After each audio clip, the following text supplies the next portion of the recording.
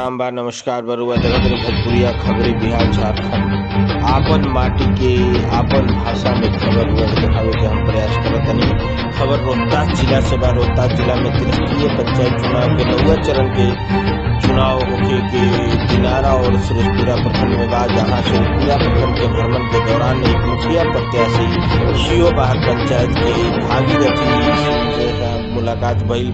वहाँ से बातचीत भइल, वहाँ के हौसला बुलंद बुए, वहाँ के कहनी कि आदर्श पंचायत बनाई, बेकरा के भय मुक्त पंचायत बनाई, जीते खातिर अपन वहाँ के अस्वस्थ बानी। वहाँ कहनी कि एजा के हर गरीब मजदूर के जौन बुए सम्मान मिले के चाही, हर क्षेत्र में काम होके के चाही।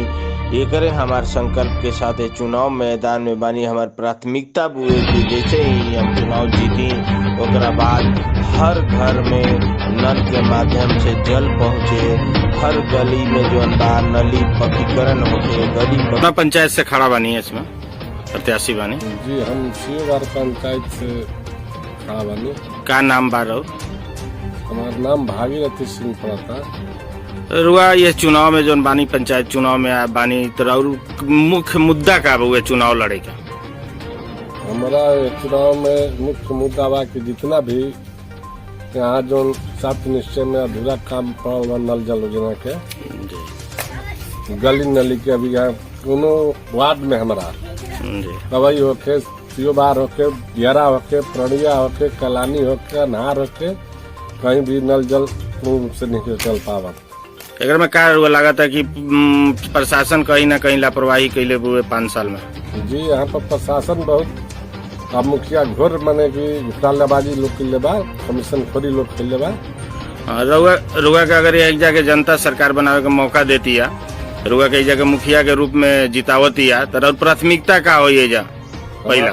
देखिए हम मेन प्राथमिकता हुई कि जौन भी काम यहाँ पूर्ण बा गली नली और नल जल के ओकरा के पूर्ण रूप से हम ओकरा के संचालन करवाई निस्वार्थ भाव से, ओमें कोई कमीशन खोरी ना हुई।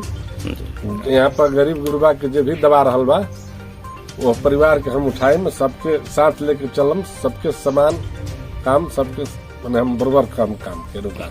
मतलब का मतलब कि सबके समान अधिकार समान काम देवे के और मुख्य मकसद रही। जी, हमारे सबके समान काम अधिकार तमाम सबके एक समान हम करब। सीओ बाहर के आम जनता मतदाता से का कहल चाहतनी?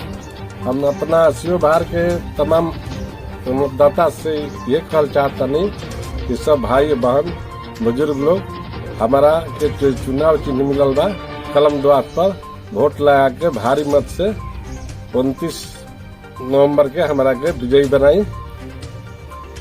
भोजपुरिया खबरें बिहार झारखंड से बात करे खातिर बहुत बहुत धन्यवाद।